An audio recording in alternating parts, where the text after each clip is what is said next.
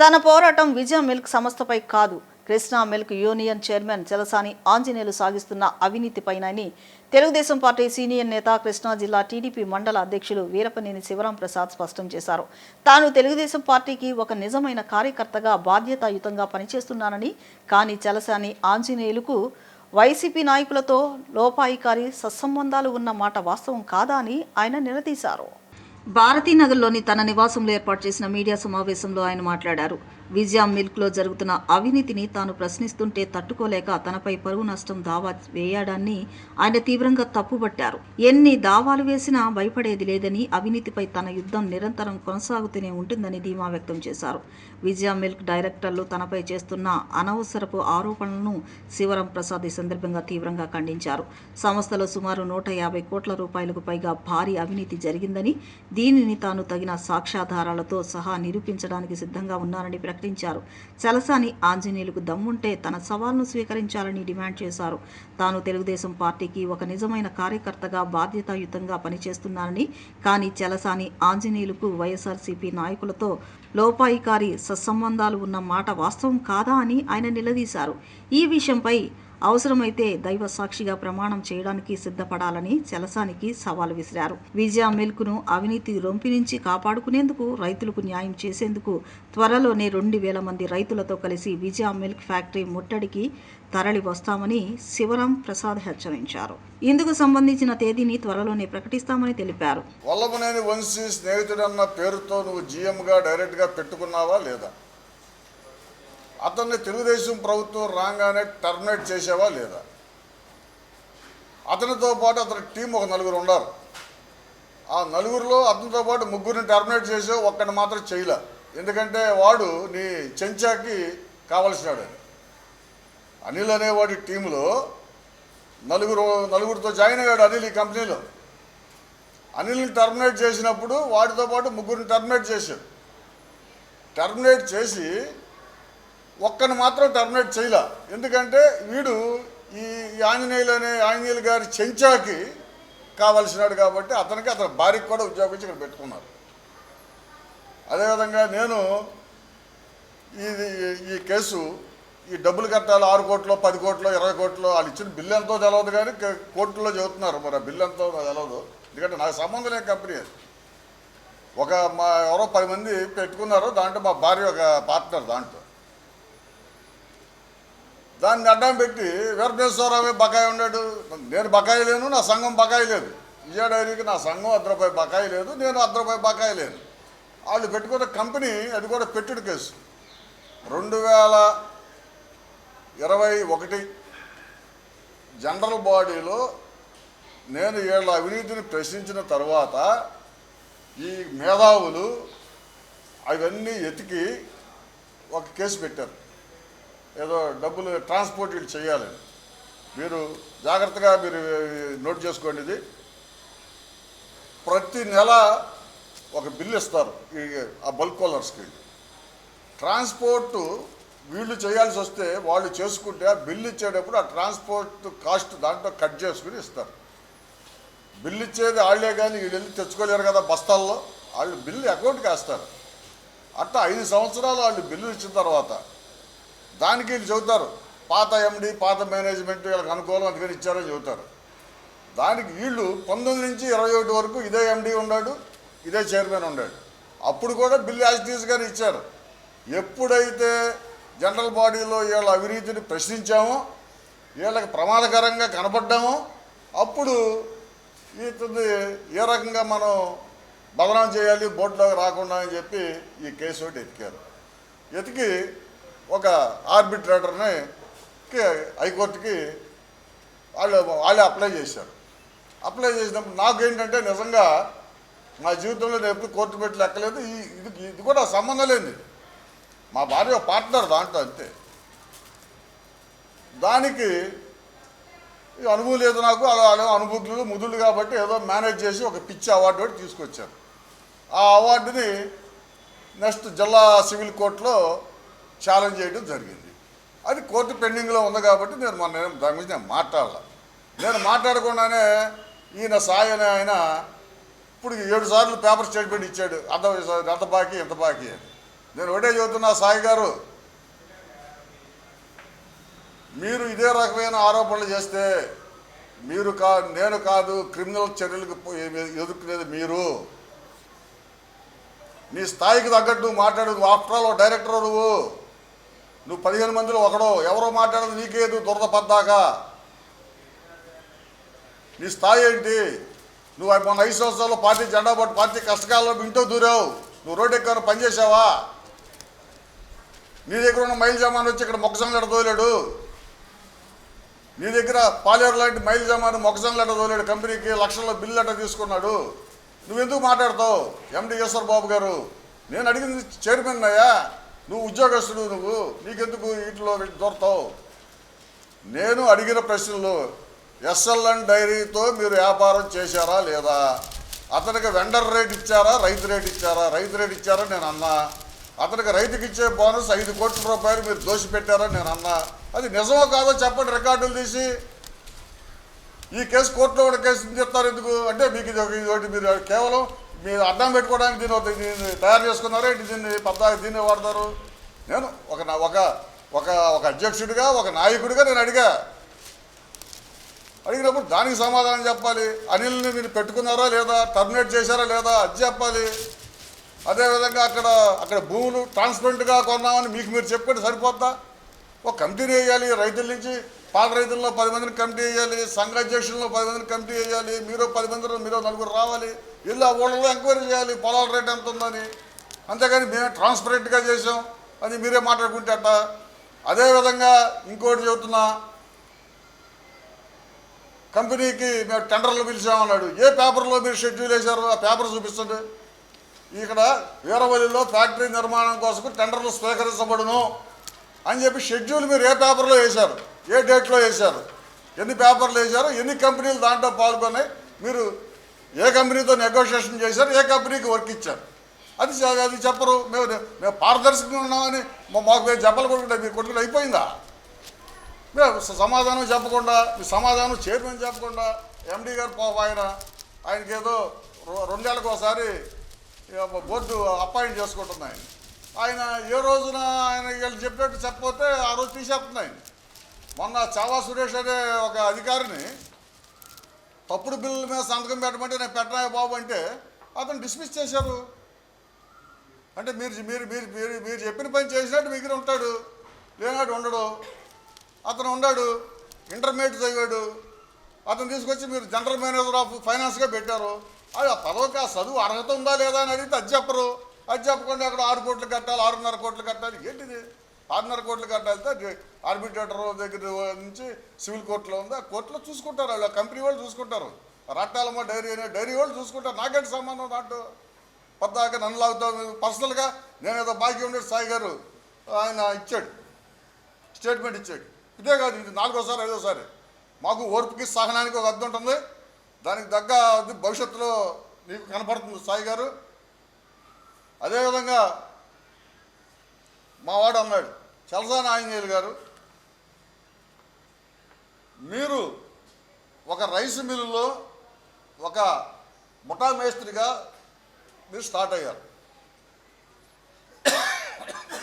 అక్కడ నుండి ఒక ఆయిల్ మిల్లులో రోజుకి 30 రూపాయలు కూలీగా మీరు పనిచేసిన మాట వాస్తవం కాదా? మీకేదో రాజకీయాల్లో వచ్చింది, మీకు కాలం కలిసి వచ్చింది, మీ వాక్చాతుర్యం, మీ తెలివితేటలో ఏదో కాలం కలిసి వచ్చింది. ఆ మంత్రికి సంచులు మోసావో ఏం మోసావో ఆయన ఏదో కనికరించాడు, నువ్వు చైర్మన్ పదవిలో కూర్చున్నావు. ఆ ఎమ్మెల్యే వంశీకి ఏం మోసావో ఆయన కలిపి నేను చైర్మన్గా కూర్చోబెట్టారు. నీ పరిపాలన నువ్వు చేసుకోవాలి తప్పితే అవతలవాడి మీద నిందలు ఇటు ఎందుకు? నువ్వు నేనేం అనలేదు కదా. ఎన్ని జరిగినాయా లేదా నాకు అది ఎవరిని ఇమ్మన్నా నేను. అంతేగాని నువ్వు ఒక ఎండీకి పాపం ఉద్యోగం చేసేమో ఆయన మళ్ళీ ఆయన రేపు ఉంచుతారో మీరు తీస్తారని భయంతో ఒక ఎండీని ఆయన సాయంత్రం ఏదో మన అచ్చోసి నామబోతులాగా ఒక ఆయన్ని వాళ్ళిద్దరితోనే ఎందుకు మాట్లాడిస్తారు? మీరు వచ్చి చెప్పాలి కదా సమాధానం. మీరు సమాధానం చెప్పాలి. ఇంకోటి పేపర్లో ఏమిచ్చారంటే, ఈ పాలకవర్గం మారితేనంట మా కేసులు ఆ కేసులు ఏదో రాటాలమ్మ డైరీ మీద ఉండే కేసులు పోతాయి అని చెప్పి నేను అల్లరి చేస్తున్నానంట. ఇప్పుడు ఈయన చైర్మన్గా ఒకవేళ దిగిపోతే ప్రస్తుతం ఉన్నటువంటి డైరెక్టర్లో ఎవడన్నా చైర్మన్ అవ్వాల్సి వస్తే ఉండాలలో కాతకూతో ప్రజల్లోకి అయితే బలం ఉండి అవినీతి మార్గ అంటనాడు ఎవడన్నా ఉన్నాడంటే జయంకరామయ్య గారు శిష్యుడిగా అజ్జా నగేష్ అనే అతనికి ఛాన్సులు ఉంటాయి. 50% ఛాన్సులు అతనికి చైర్మన్ అవుతానికి ఉంటాయి. అజ్జా నగేష్ ఎవరన్నా నా బంధువా? అజ్జా నగేష్ ఎవరన్నా స్నేహితుడా? అజ్జా నగేష్ వస్తే నాకు ఈ కేసులు పోతాయా? ఏంటా మాటలు? అంటే అంటే వీళ్ళు ఏంటంటే నన్ను బూసిగా చూపించి వీళ్ళు మొత్తం కృష్ణా యూనియన్ని తినేయడానికి తప్పితే వేరే ఏదైనా ఉందా? నేను కేవలం అడుగుతున్నా. నేను బలిదానానికైనా సిద్ధం. నేను దడుపు అనేది నా రక్తంలో లేదు, వెనకడుగు అనేది నా ఊపిరిలో లేదు. నేను పార్టీ కోసం కానీ ఒక వ్యవస్థ కోసం కానీ నేను ఒక పోరాటానికి దిగితే నా ప్రాణం పోయే వరకు కూడా నేను ఆ పోరాటాన్ని ఆపను.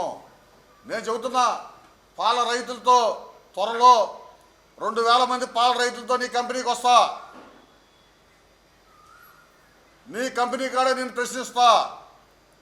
ఈ ప్రశ్నలకు సమాధానం చెబుతానికి నువ్వు సిద్ధంగా ఉండమని చెప్పి ఆంజనేయులు గారికి నేను విజ్ఞప్తి చేస్తూ ఉన్నా. అదే పోతే నేను ఈ రాట్నాలమ్మ డైరీ ఏంటో వీళ్ళ ట్రాన్స్పోర్ట్ ఏంటో నాకు కరెక్ట్గా తెలియదు. పద్దాకా వీళ్ళు నాకు ఇదే చెబుతున్నారు కాబట్టి నేను కూడా ఆ కేసు స్టడీ చేశా. వాళ్ళ దగ్గర తెప్పించుకుని ఏం రాబో మీ కేసు ఏంటి, మీ వ్యవహారం ఏంటని చెప్పి అడిగి కాగితాలు తెప్పించి చూస్తే వీళ్ళకి 4 సెంటర్లు ఉన్నాయి. ఈ విజయ డైరీ 2021, 22 పాలకవర్గం ఉన్నప్పుడు ఈ ప్రస్తుత చైర్మన్ గారు ఆ రోజు మా సొసైటీ పుట్టినప్పటి నుంచి కూడా తెలుగుదేశం పార్టీ వంశంపరం అయితే ఆ రోజు ఈ పాలకవర్గం ఈ యొక్క గరికపల్లి పాలకవర్గం శివరాం గారి కాన్స్టిట్యున్సీలో ఉంది కాబట్టి ఈ పాలకవర్గాన్ని ఏ రకంగా అయినా సరే తిరగరాయాలనే ఉద్దేశంతో ఇద్దరు టీడీపీ అభ్యర్థుల నామినేషన్ తిరస్కరించి వైసీపీ అభ్యర్థుల్ని బలపరిచి ఆ యొక్క సంఘాన్ని వైసీపీగా మార్చిన ఘనత ఈ యొక్క ప్రస్తుతం ఉన్న చైర్మన్కి దక్కిందని కూడా మీ అందరినీ తెలియజేస్తున్నా. మా నాయకుడు శివరాం గారు తిరిగి మరలా దాన్ని తన సొంత కష్టపడి శ్రామికతతో తన మంచితనంతో మళ్ళీ పాలకవర్గాన్ని తెలుగుదేశం పార్టీ సంఘంగా ఏర్పాటు చేయడం జరిగింది.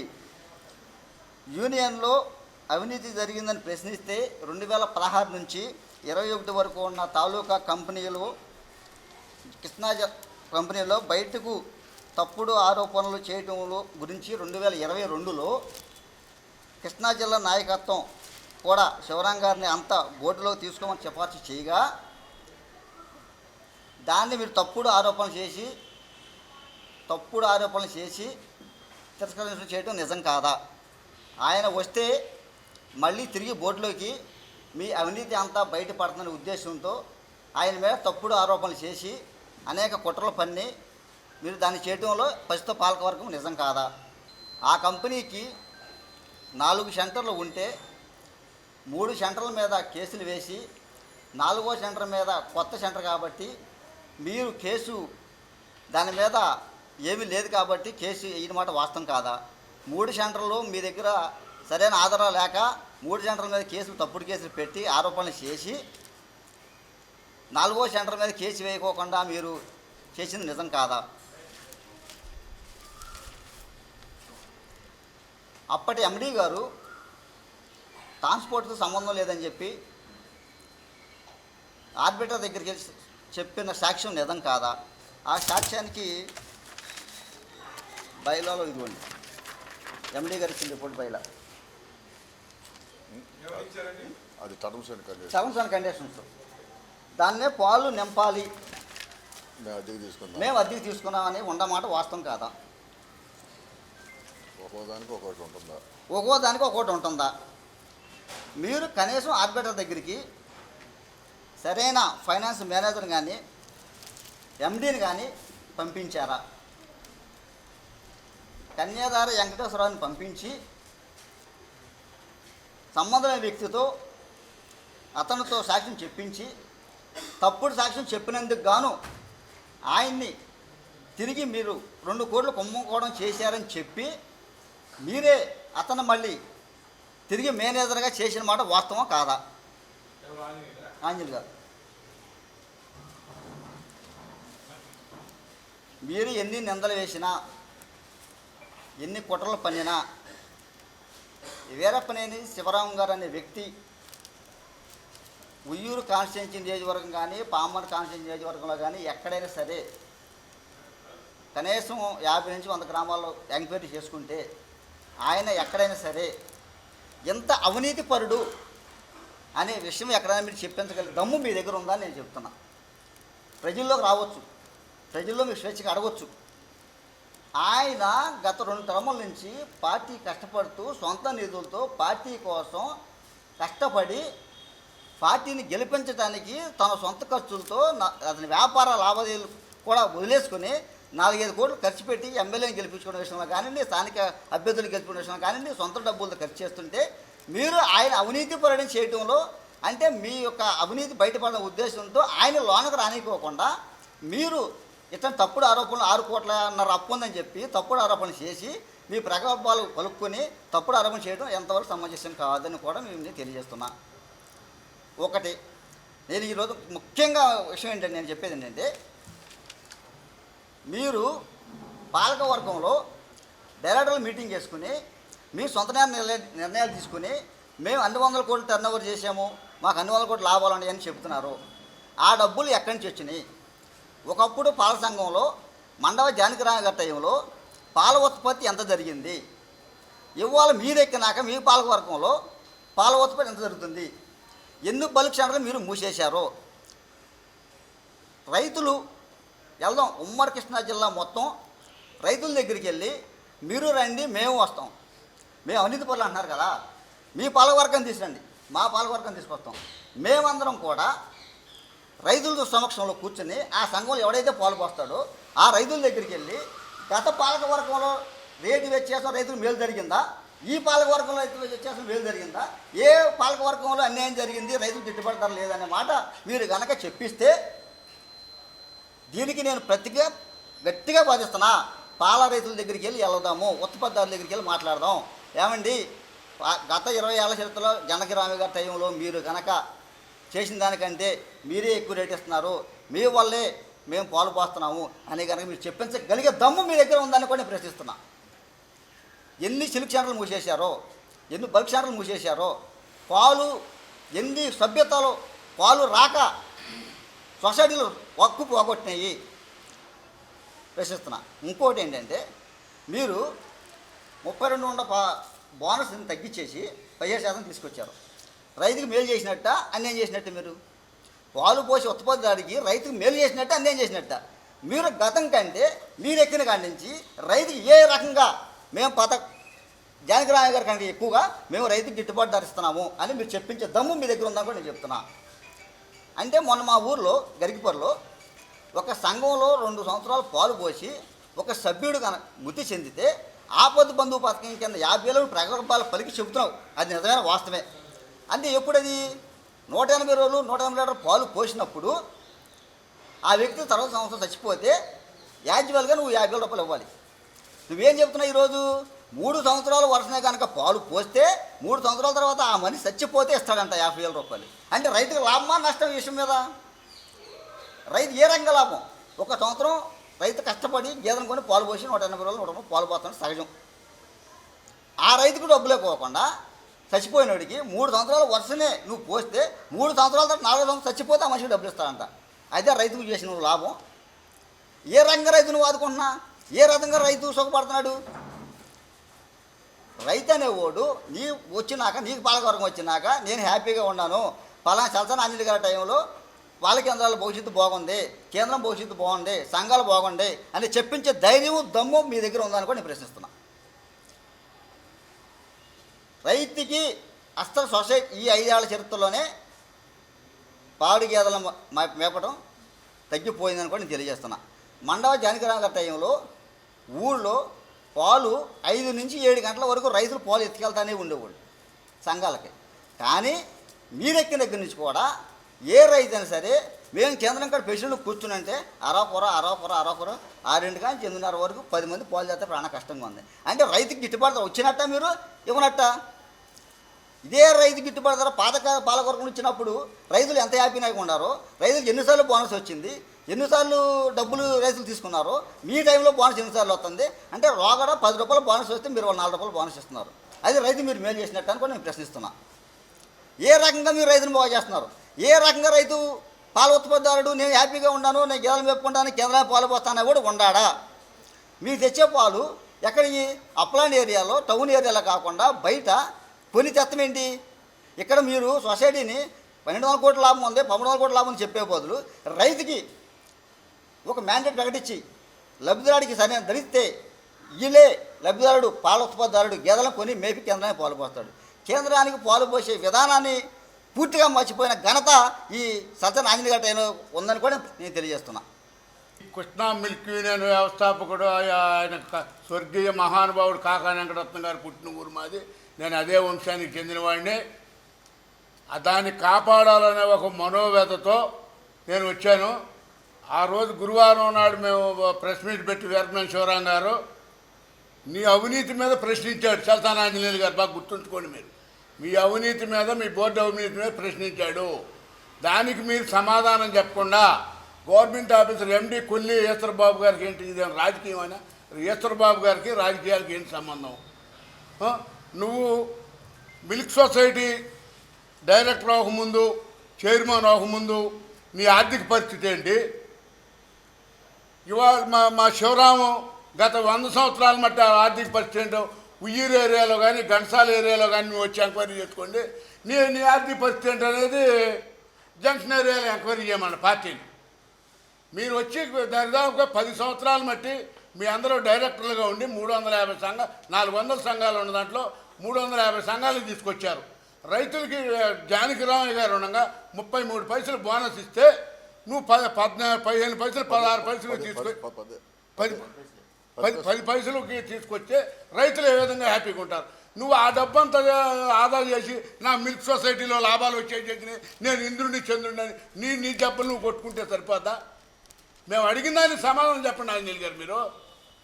మీరు మీ ఆర్థిక పరిస్థితి ఏంటి చైర్మన్ అవ్వకముందు? ఇవాళ మీ ఆర్థిక పరిస్థితి ఏంటి? శివరాం గారు డబ్బులు కట్టాలన్నారు. డబ్బులు కట్టాలని కోర్టులో ఆర్బిట్రేషన్ ఉంది. కోర్టు నిజంగా కట్టాల్సి వస్తే కోర్టు ఆస్తులు జీజ్ చేస్తుంది కదండి. కోర్టు ఆగుతా గవర్నమెంట్ సొమ్ము ఎవడన్నా? అదీగాక ఆ ట్రాన్స్పోర్ట్ ఆర్డర్ అంతా కూడా జానకిరామయ్య గారు ఉండగా ఇచ్చింది. నువ్వు వచ్చినాక శివరాం గారు ఎక్కడ డైరెక్టర్గా వస్తాడో అని ఏదో బొక్కలు ఎతికి మూడు మిల్క్ సెంటర్లో లేని రూమ్లో దాంట్లో ఏదో పట్టుకుని వీళ్ళు పాలు నింపుకుని మనకి పంపాలి, ఈ ట్రాన్స్పోర్ట్ అంతా కట్టాలని నువ్వేదో ఒక లింక్ పెట్టి కోర్టులో కేసు వేసి ఆయన డిస్క్వాలిఫై చేస్తా చేసిన పని, ఈడ్స్తో చేసిన పనే. కానీ నీకు ఎందుకంటే జానకిరామయ్య గారు, శివరాం గారి కుటుంబం యొక్క బ్యాక్గ్రౌండ్ ఏది తెలిసి నువ్వు ఈయన డైరెక్టర్గా వస్తే మనకి చైర్మన్ పదవి మనకు ఉండదు. ఈయన అప్పటికే ఆల్రెడీ తోటలూరు మండలంలో కానీ పాత ఉయ్యూరు నియోజకవర్గంలో ఇండిపెండెంట్గా పోటీ చేశాడు. ఈయన ఆ రోజుల్లో దాదాపు 6-7 వేలు ఓట్లు వచ్చినాయి. ఇప్పుడు పామర్ నియోజకవర్గంలో అంతా తానే నడిపాడు. అన్ని మండలాల్లో కూడా సమన్వయపరుచుకుని కుమార్ రాజా గారి విజయానికి కానీ, పార్టీ విజయానికి కానీ, అంతకుముందు ఎలక్షన్లో స్థానిక సంస్థలు కానీ, సర్పంచులకు కానీ దాదాపుగా 2 కోట్ల రూపాయలు పార్టీ తరఫున ఖర్చు చేసిన పరిస్థితి ఉంది. వ్యాపారం చేస్తున్నారు కాబట్టి వచ్చింది. ఉయ్యూరు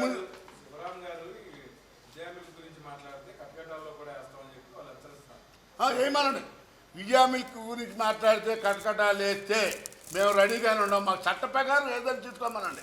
నువ్వు లేనిపోయినా నువ్వు చెప్పకుండా ఎవరో జక్కాయి బుక్కాయి గారిని తీసుకొచ్చి మాడేస్తారు. కొల్లేశ్వర కుమార్ గారికి, ఎండీ గారికి ఏంటంటే రాజకీయాలు మేము ఎండీ గారిని ఏమైనా అన్నామా? నిన్న మేము చాలా గౌరవంగా మాట్లాడి ఇది జరిగింది, గవర్నమెంట్ పట్టించుకోమన్నాం. మా అభ్యంతరం ఏంటంటే దరిదాపు 350 సంఘాలు ఉన్నాయి. గత 25-30 ఏళ్ళ మట్టి వాళ్ళే డైరెక్టర్లు ఉంటారు. మేమనేది ఏంటంటే ఈ మిల్క్ సొసైటీలు ఎక్కువ భాగం వెనకడి నుంచి కూడా తెలుగుదేశం ఆధ్వర్యంలో ఉన్నాయి.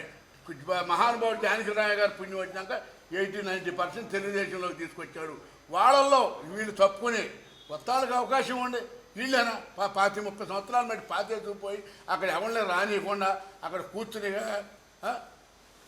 ఇదేం పద్ధతి సార్ ఇది? ఆయన మీద ఆరోపణలు చేస్తే ఆయన చెప్పకుండా ఎవరు జక్కాయ బుక్కాయ కానీ తీసుకొచ్చి చెప్పిస్తాడు. అసలు ఇవన్నీ వస్తారు. మేము అడిగిన దానికి సమాధానం చెప్పండి. ఆయన ఆర్థిక పరిస్థితి అన్నాడు ఏంటి, ఈనాడు ఏంటి చెప్పమనండి. అలాగే ఈ కోర్టు 6 కోట్లు కట్టాలని అంటున్నారు సార్. 6 కోట్లు కట్టాలని ఆప్షన్ ఇస్తే శివరంగ ఆస్తులు ఆగో కదండి, అవుతాయా?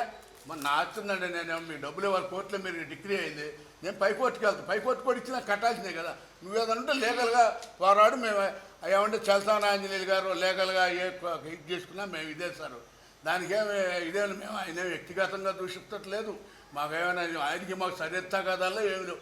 ఒక సొసైటీ, ఒక మహానుభావుడు ఆనాడు అందరూ కూడా మామూలుగా కాకాని వెంకటరత్నం గారు కానీ, కలపాల సూర్యం గారు, చలపల్లి రాజా గారు, బొట్టిపాటి బ్రహ్మయ్య గారు, ఇలాంటి పెద్ద మనుషులందరూ కలిసి కృష్ణా జిల్లాలో రైతాంగానికి మనం వ్యవసాయంగా అనుబంధంగా పాడి పరిశ్రమ కూడా అభివృద్ధి చేస్తే కుటుంబాలు అభివృద్ధి చెందని ఆనాడు ముందు చూపుతో వీళ్ళందరూ కలిసి పెట్టారు.